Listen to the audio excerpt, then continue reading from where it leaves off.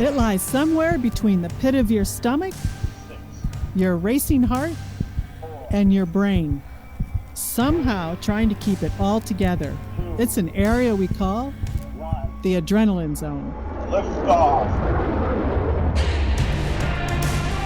I'm retired astronaut Dr. Sandra Magnus. And I'm retired Navy fighter pilot Admiral Sandy Winnefeld. We're two adrenaline junkies who love spending time with people who are really passionate about pushing their boundaries as far as possible. It's been over 20 years since terrorists attacked the United States on 9/11, killing over 3,000 people. After the dust settled, it quickly became clear that Al-Qaeda, an organization based in Afghanistan, was responsible. Our guest for this episode is Phil Reilly, a former CIA paramilitary officer who was the first American on the ground in the wake of the attacks, assisting the Northern Alliance and helping prepare the battlefield for the U.S. response. As you can imagine, Phil has led quite an interesting life before and during his service as a CIA officer. We caught up with him in between overseas trips. Many thanks to our sponsor for this episode, Freedom Consulting Group. If you're looking for stimulating work in our national security intelligence sector, check them out at freedomconsultinggroup.com. So Phil Reilly, welcome to the Adrenaline Zone. It's terrific to have you with us. Thank you for having me. It's an honor. So before we get into the adrenaline packed life previously you led as a paramilitary officer for the CIA, it might help our listeners if you tell us a little bit about the CIA, at least to the extent that you can, how it's organized and also where the paramilitary operations fit into the whole picture. Sure. CIA was created in 1947, and it's an intelligence collection and all-source analysis capability for the United States government. That's what its primary mission is, but it also has a covert action mission to conduct, at the president's direction, special operations of a very low-profile nature. When I left in 2014, there were 4 directorates. There are now 5, including digital innovation, science and technology, analysis, operations, and support. 5 now, and they work very well together, very much linked. And then there are mission centers based on geographic regions, and in some cases, specific missions like counterterrorism, counterproliferation. And now, most recently in the press, indicates that there's a China mission center focused on those types of operations. So CIA, I guess the numbers are actually classified, but let's just put scores of thousands of people spread around the world, operating everywhere, essentially, but with a major nexus here in the Washington, D.C. area. And how does the paramilitary piece fit into that? Obviously, a little more closely held. If I'm an analyst, it's one thing. If I'm out there overseas, undercover, that kind of thing, it's a little different. No, that's right. And to the layman, CIA essentially has a small Army, Air Force, and Navy to conduct military-like operations, but not as U.S. military. We're capable of working with the U.S. military and frequently do, but we also operate unilaterally. We recruit extensively from the U.S. Special Operations community. I would say 100% of the ground branch, which is in the Army, roughly analogous elements, is all prior special operations people from the U.S. military community, all of the services. And a significant number of the maritime and air branch personnel come out of the military as well. So there's a tremendous innate understanding of the military in the CIA, because particularly in the paramilitary ranks, because we all came from that world. Oftentimes, if you go down to a JSOC unit, a special mission unit of the United States government today, and put 100 guys in a room and say, who here has been in CIA? You may not get a hand raised. But if you go to ground branch and you ask how many people have served in the U.S. military, 100% of the hands will be raised. So is there any carryover from the operations side to the analysis side personnel-wise? Do people move maybe when they're done with operations into analysis? Because it seems like the analysis side could always benefit from operations. That's true of any organization, by the way. That's a very good question. The vetting process to get into CIA is extremely thorough. And you are analyzed for basically what your skill set is, what area you should really go into. An operations person will have a certain profile, and I happen to fit that. An analyst will have a certain profile. And so while you can go between the two, it is very rare. Generally, you come into one of those and you stick with it. Yeah. And isn't it true, Phil, that younger people coming out of college who don't necessarily have the pedigree of special operations would go into analysis right away. But you're not going to take somebody right out of college into like you said, you've got to have some experience to be out there in the field. Is that a true statement? Well, CIA does like life experience. They do take some young people and put them in a professional trainee program for a few years and get them ready. And then, of course, then they go through all their formal training. But most of the case officers or operations officers that are not paramilitary officers are, in fact, people out of academia, kids coming out of college or law school. But generally, yes, they want several years of real life experience doing something else. One of the things that I wanted to get out early in this discussion was, the CIA has this sort of brand, right? At various places around the world, like, oh my God, it's the CIA, it must be evil. When in fact, there's a lot of great work going on in support of not only the U.S., but our allies there. And I was struck by a wonderful talk that the current director, Bill Burns, gave down at Georgia Tech, Sandra and my alma mater. Just humility, straightforward, really explaining what it's all about. I just encourage our listeners to take a peek at that. I don't know if you've had a chance to listen to it, Phil, but it's terrific. I have. And again, a guy like Ambassador Burns is so well credentialed to be the director of CIA. You can argue what the pedigree actually should be, but you're hard pressed to not say the former ambassador to Russia is not someone who's not suitable right here and now. Yeah, no kidding. Somebody who's maybe sat down and had tea with Putin, not a bad idea. Yeah, you can speak the language, knows the guy. Yeah. He's got a few strengths. Yeah. Sometimes the timing in the world works out well. That's good to know. So you've had some pretty interesting jobs even before you got into the CIA, and I think something called a Special Atomic Demolition Team. What was that all about? Well, yeah, when I left Georgetown, I think I told you I did what you're not supposed to do. I enlisted in the U.S. Army. I wanted to be a Green Beret.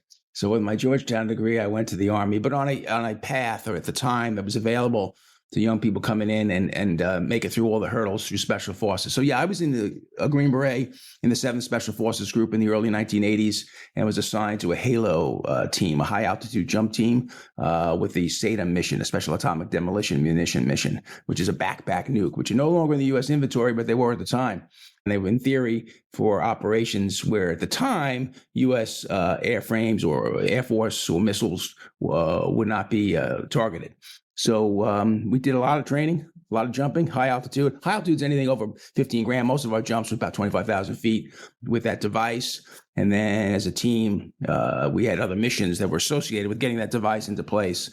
But I was a demolition sergeant, so mine dealt with the emergency destruct procedures.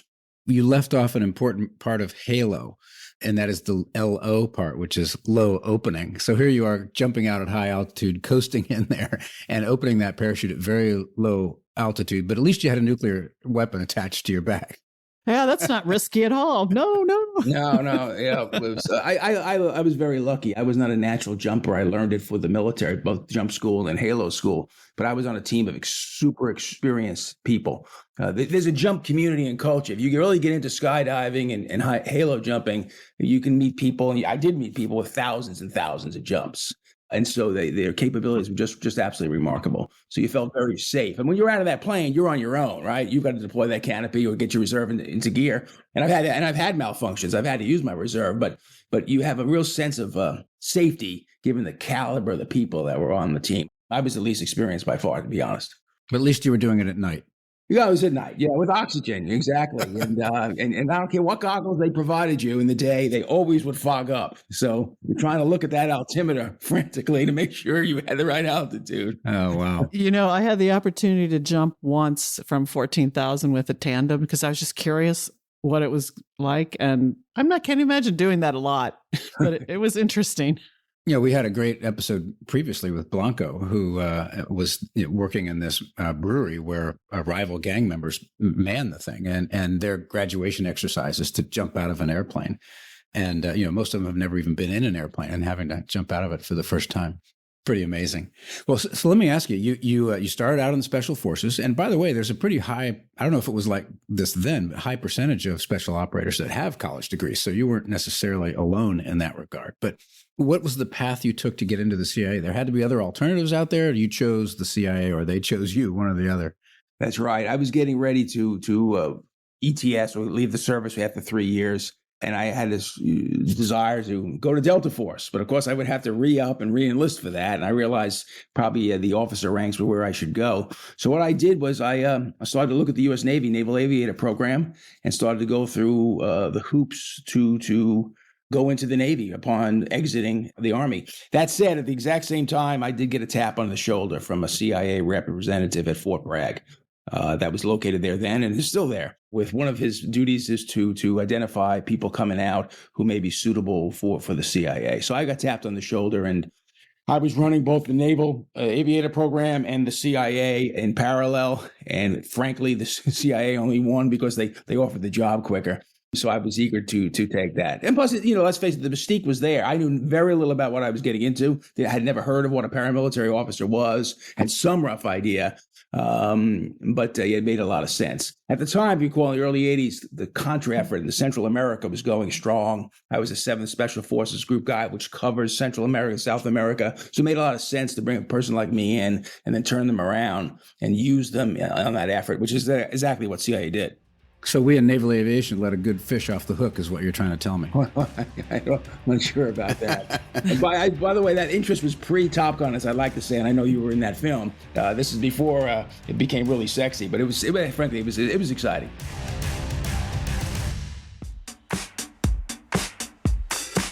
If you want to serve your country by being on the front lines of providing critical information to our nation's key decision makers, consider a career in the intelligence community.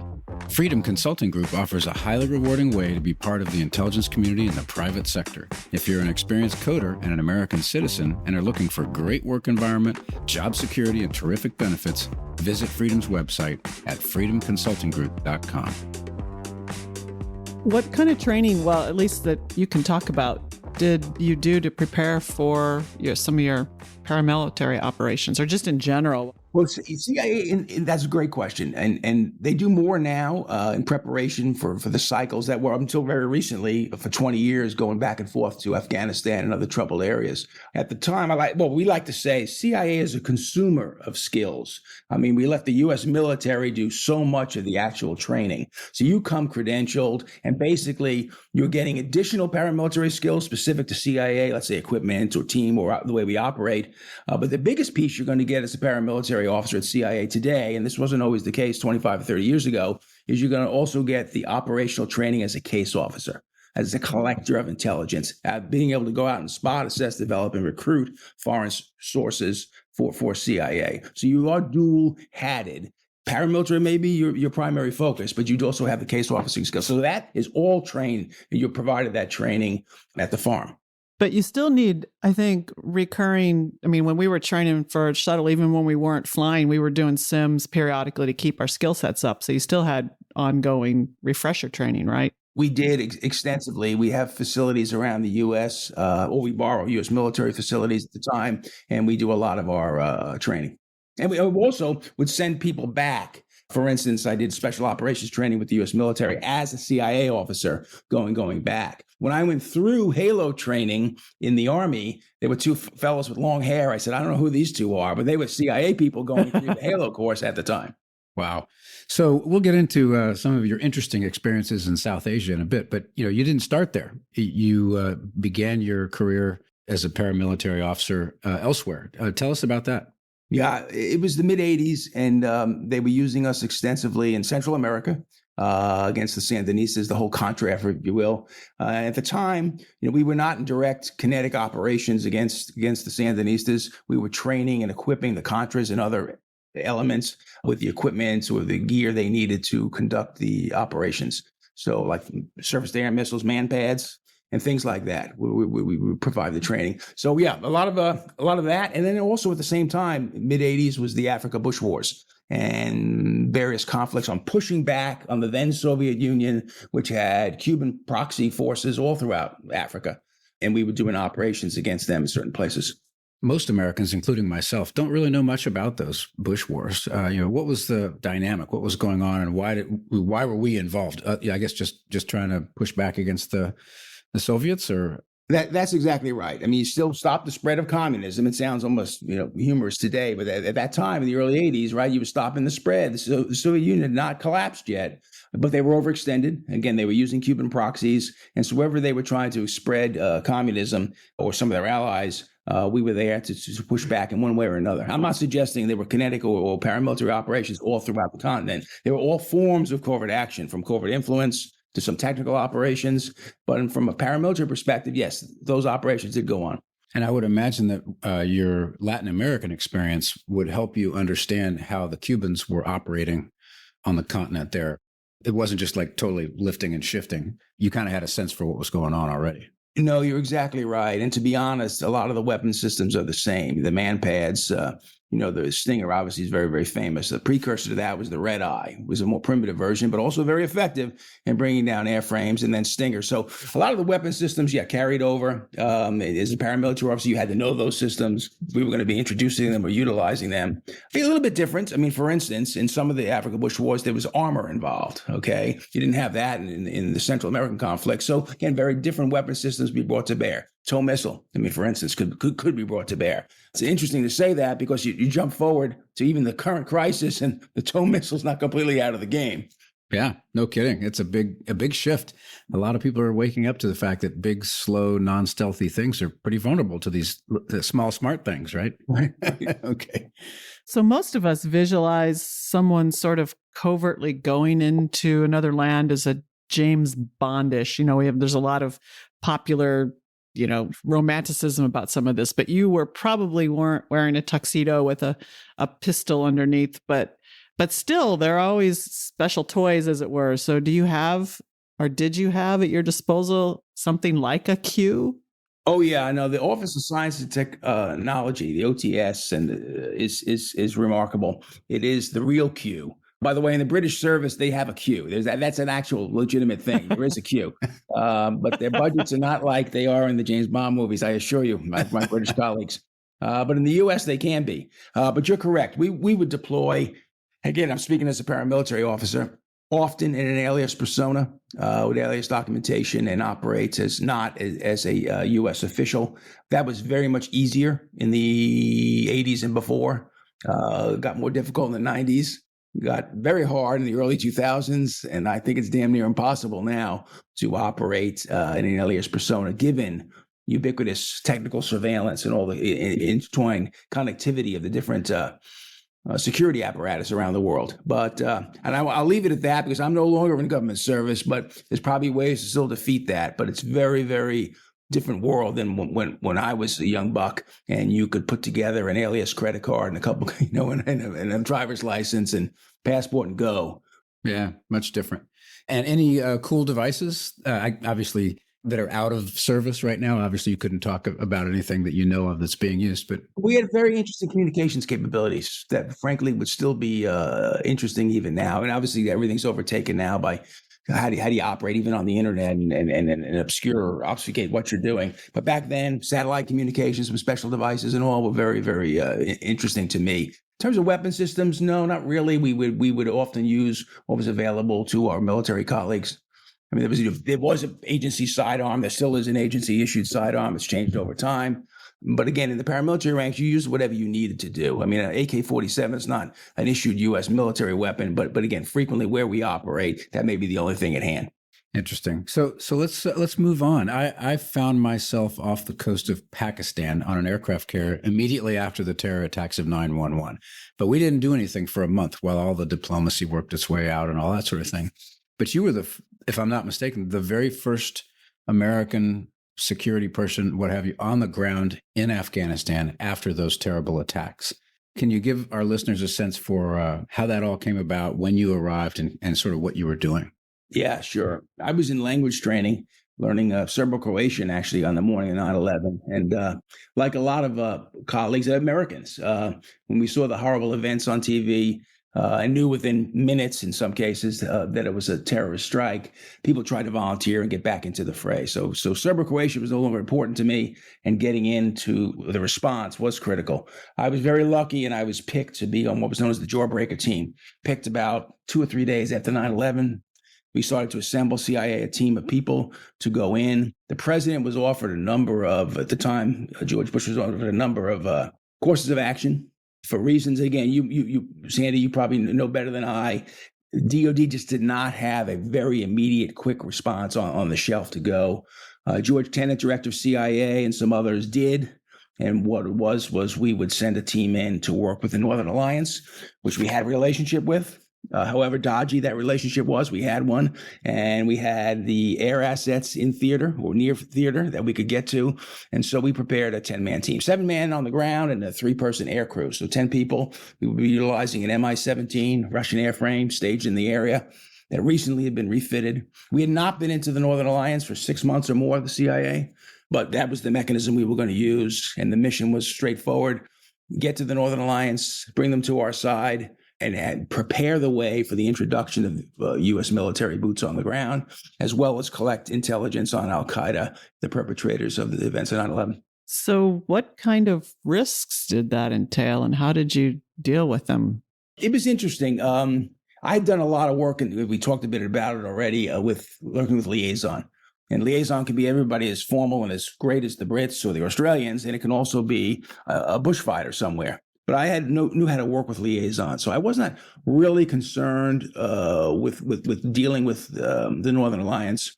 Again, not to get too far into the weeds, but 2 days before 9/11, Ahmad Shah Massoud, the head of the Northern Alliance, was also assassinated by al-Qaeda.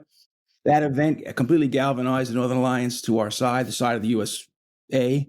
And so I didn't think, and correctly, that there would be any problem that they would want to join with us. And in fact, they did.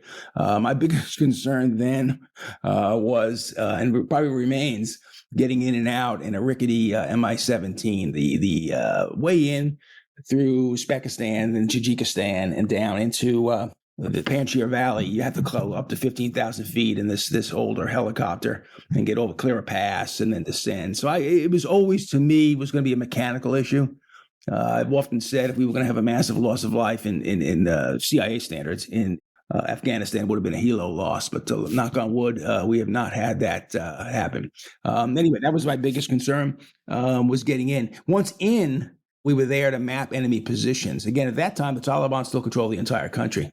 So we were mapping positions using military gear and our own, the Kabul front and what was known as the Takhar front up to the northwest. Again, the Northern Alliance owned a small little sliver of Afghanistan. Everything else were bad guys. And again, our team was the first one in, and we brought in on October 16th, the first U.S. Army Special Forces. On that period of darkness, they came into the Kabul area, and they also went up to Dostum, one of the warlords we were working with, and put a team in up there as well. That's the first of the start of the Special Forces coming in. And so CIA, in the case of Jawbreak, it was all CIA initially. We then had Special Forces operational attachment come in, and then in the future, CIA would send a 5 or 6 man team. It would be linked up with the Special Forces ODA 12-man team, and they would deploy throughout the country. There were about 8 or 10 of those teams. So you do the math, and when Kabul fell, there were about 300 U.S. boots on the ground. That's it at the time between Special Forces and CIA. And I always like to credit the U.S. air power played a not insignificant role in completely crushing the Taliban.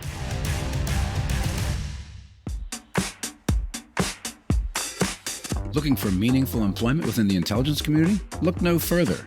Freedom Consulting Group's a great place to work and has several open positions for American citizens in the technology field. Technical teams at Freedom focus on using the right technology to create flexible, long-lasting solutions for key clients. So if you're an experienced coder looking for a fantastic position in the world of intelligence, visit Freedom's website at freedomconsultinggroup.com. So you really didn't start operating with Special Forces until after the war actually began, because the October 7th was when the first bombs fell. And of course, we were involved in that along with a lot of other people. But we were really going after more strategic targets, surface-to-air missile sites and what we thought might be command and control nodes for al-Qaeda and the like. But once that was done, the real sort of struggle started on the ground. And that's where your teams were instrumental. You hear stories of joint tactical air controllers on horseback directing Air Force, Navy, and Marine aircraft in there. Were your teams with them directly talking to those airplanes, or were you feeding the intelligence back a different way, just identifying where the Taliban was located? Early, when the Jawbreaker was on the ground alone, we were pumping everything back to Washington. We had soft lands. We had the technical gear to do exactly what you're saying, but most of our reporting was on the enemy positions and where it was, and also the other missions I described, bringing the Northern Alliance to us, introducing the U.S. military. But no, the other teams that went in, all subsequent teams, and they were cleverly named Alpha, Bravo, Charlie, Delta, Echo. They were joint teams. But typically, as you know, Andy, the U.S. military prefers to have a U.S. military guy on the other end of the radio. So they were typically, the ODA communicators were the ones calling in specific airstrikes. But again, they were co-located. There was no us and them. It was just one team in every one of these locations. Yeah. So you don't want some Afghan person on the radio calling in an airstrike on their bitter family feud. And No. That's why we want somebody we know on the other end of the pipe there. Exactly right. And even with that, and there were events, and unfortunately, there were errant strike on people, hitting themselves. That was the famous one down in the Kandahar region. So mistakes can be made in the haze of war. Amazing. Was the feel different? All of the paramilitary operations you had done up to this point were sort of indirectly, supporting another nation in its struggle against the Soviet Union or something like that. But this had to feel a little more personal. Did you think of that a lot, or was it just let's get the job done? No, I did. The magnitude of this was completely different. Certainly for me, I would assume for everybody involved. This was the 9/11. This is the Pearl Harbor, I should say, of our generation. I've often thought of it that way. I'm a New Yorker. I had a cousin lost in the Trade Center. I felt really, really visceral about it. I mean, you're a professional, so you don't let that overcome you. But this was completely different. And I have to say, there's a feeling for revenge, and you had to stay focused because at the end of the day, Taliban had to be taken care of. But it was Al Qaeda that launched the attack on us, and it was those elements. Much harder to root out, much harder to find than the Taliban were, that we had a mission to go get. I remember our sailors, people would ask me, are your sailors upset about being extended? And I said, are you kidding? They would have been upset if they had been taken home because they wanted to participate in this. As things changed, you were later this chief of station in Kabul. So that probably gave you a whole different set of risks to worry about. And I'm sure things changed over time and you guys had to change with it as the environment became a little more crowded. It's a great point to make. I was there with 10 Americans initially alone in the country, and I come back as the chief of station for Kabul. But it was clearly different. It was the largest station in the world at the time. I won't go into numbers, but it's massive by CIA standards. And we were building towards 100,000 coalition troops and U.S. troops. We had 14 bases that I had responsibility for, vice just myself and 9 other guys in the Panjshir Valley. So it's completely different, whole different set of problems from the strategic to the tactical.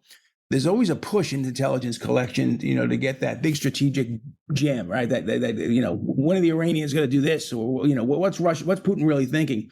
But in tactical intelligence, oftentimes gets short shrift. Now, in a war zone, that's dangerous. And I was always try to work with my people who didn't need much prodding. That collection of tactical intelligence to support the warfighter was equally important. Every now and then we would get information and intelligence about an IED here or something like that. And the unit would take the time to root out that it was OGA, other government agency reporting that provided that. And some sort of thank you would come back through the system.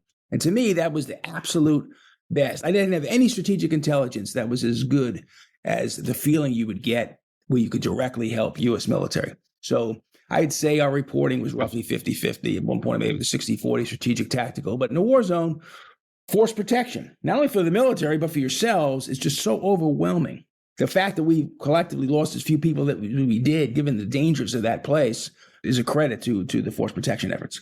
How did the force protection efforts change or not change with the relationship that the troops had and the U.S. presence had with the Afghan people? Was that a factor, and did that change over time? Yeah, the problem with the Taliban obviously is they could blend into the environment, so you never knew where they were going to be, and yes, they could go into any community and threaten the locals who had no choice. I mean, corruption helped ultimately bring down Afghanistan, but the military and police were not willing to fight for an entity that didn't take care of them, let alone pay them. But I saw remarkable efforts by the U.S. military, special forces, oftentimes the Green Berets, but all the military units. And the provisional reconstruction teams, these are PRTs they were called. These were multi-agency, interagency, and frankly, with our foreign partners working in these regions, did a lot of good work. Did it last? No. There were so many other problems inherent to Afghanistan that those efforts couldn't ultimately be successful. But to your point, I saw us do some remarkable things with the Afghan people, but there was always a risk. I heard one former general officer say, well, you could actually walk downtown and let's pick Asadabad or something. No, you couldn't. You could not walk any of those places for 5 minutes. You were going to live as long as it took the bad guys to create an operation to go kill you, go capture you. So, Phil, we steer very clear of politics on the show. And my humble personal belief is that no matter when we left Afghanistan, it was going to be hard. It didn't matter what administration, what have you. But as somebody who spent so much time there and who knew so many Afghans, it had to be kind of hard to watch just, the sort of tragic end of the experiment there and how it's going now. Do you have any thoughts on that, particularly the people you knew? Yeah, you summarized it well. I mean, there was no one that I know who touched Afghanistan that didn't feel horrible about the way it all unfolded. And many others a lot worse than me who were more closely, like a lot of the former Green Berets I'm talking about. General Ed Reeder, 2-star, who's personally brought so many Afghans to this country and helped them get here prior to the events at the ending. It just terrible. I was worried about their safety in many cases. And of course, they all found ways to reach out to you. I had my reach outs. Other people had hundreds of reach outs. People are still getting reached out to by Afghans stuck inside or in neighboring countries. A lot being reached out to from neighboring countries now. At least they're relatively safe. But no, it was a terrible feeling. My interpreter in the Panjshir in September 2001 was a guy named Amarullah Saleh. Amarullah was a brilliant young person and an Ahmad Shah Massoud favorite. He was the vice president of Afghanistan when it collapsed. So he'd gone all that way from interpreter with the jawbreaker team to the vice president and was on the run for his life into the Panjshir. They killed his brother. He ultimately I'm not even sure what country he's in now, but he's out of country. But every one of those people I fell for. I'm very close with General Scott Miller. Scott and I first worked together in the Balkans in the 90s. He is a young Delta Force major, me as a CIA paramilitary officer. We became friends. We've remained friends to this day. And I've watched him, and we work together now, Scott and I, as he's just recently left the service. He still gets reach out 4, 5, 6 a day. And what can they do? I mean, you just can't flip a switch and save somebody. So it's tough. And with information technology being what it is, when you think about leaving Vietnam, there were probably a lot of people that had the same feeling, but they were out of touch. They couldn't even talk to the people that they left behind. But now it's a click away. So Scotty's terrific. I'm glad to see that he's got life after military. Speaking of life after, what are you doing now? And you had a very exciting, adrenaline-filled life. Do you miss it? Yeah, I do. I do. And time heals all wounds, right? So less so than I once did. And I left in late 2014. But I will tell you, as the Ukraine is now popping, it's hard to look at that and not say, boy, how would I play it? How would love to be in the fray. So, yeah, it's difficult. I tell everyone, you're going to have better hours and make a lot more money in the private sector, but you're never going to have the mission that you once had. And you just have to deal with that. So if you are a young person now, or if a young person was thinking of following in your footsteps, what advice would you give them? I'd say go for it. I do a lot of pitches, informal pitches to people about CIA, and I say go for it. The career is exciting. You'll love it. I did talk to Mike Morrell one time, actually his podcast, and I talked about the excitement of going to work. And I'd be in my desk at 6:30. Some of that was to beat traffic. Some of it was just to get my day going. I wanted to be there and turn on that machine and the whole world and the adventure starts. And maybe you turn it off 7, 8 o'clock at night and go home. And those are long hours, but We loved it. And if you can find a job like that you actually love and a mission, go for it. So I tell people, young people, that you're never going to be a millionaire working for the United States government, regardless of what branch you go to. But if you want to see the world, you want to have a real mission, be able to go do a lot of different things, then join CIA. I know Sandra feels the same way about her life and career. I know that as a young fighter pilot, you couldn't get me out of bed fast enough in the morning. I wanted to run to work. It was exhilarating and tremendously rewarding. So I know exactly how you feel. Yep, absolutely. Any particular life lessons about managing risk on your part? I mean, you weren't gambling when you did these things. You were managing risk. So anything that comes to mind? Look, it should be learning. You should be learning the entire time. If I had to look back at my career and say something I should have done, should have taken advantage of the career opportunities, educational opportunities that are afforded to me. Military does this much better than CIA, where you're in the military, there's service schools you're going to attend, there's external educational opportunities that you were prompted to take. You don't have that at CIA. And I wish we did. So, but working with excellent people on an excellent mission, I don't recall in 30 years meeting a single person who wasn't dedicated to the mission. There have been varying degrees of dedication, but everyone was there for the right reason. So with respect to the lessons, after we came back from missions, we had debriefs. And even when we were in training, they brought people who had worked at NASA, 10, 15 years before back to share stories. Do they have programs like that where you can go in and share stories and lessons with people who are sort of young? They do, and it's informal. I'll tell you, some of the best at it are the people now running the special activities division of CIA, or the mission center. That's the paramilitary home and capability. They're probably the best within the building for going back and recognizing and pulling back some of the experts. And they're doing it now with Vietnam vintage people, in some cases even earlier, believe it or not, and getting those lessons down on paper. The agency does it too. I mean, there are a number of programs for bringing people back and sort of exploring their knowledge that otherwise will be lost. There is an element of nothing's new under the sun. I got it. And that's true in many respects. We're all people, but technology's changed dramatically. The next fight, and I'm not talking about Ukraine, but the next 50-year struggle with China is going to be a completely different war.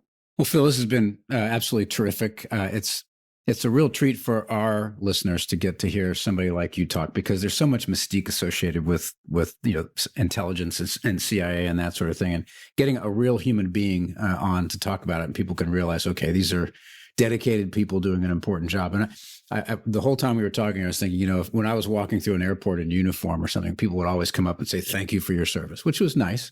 And, Sandra's been pretty prominent as an astronaut. People thank her.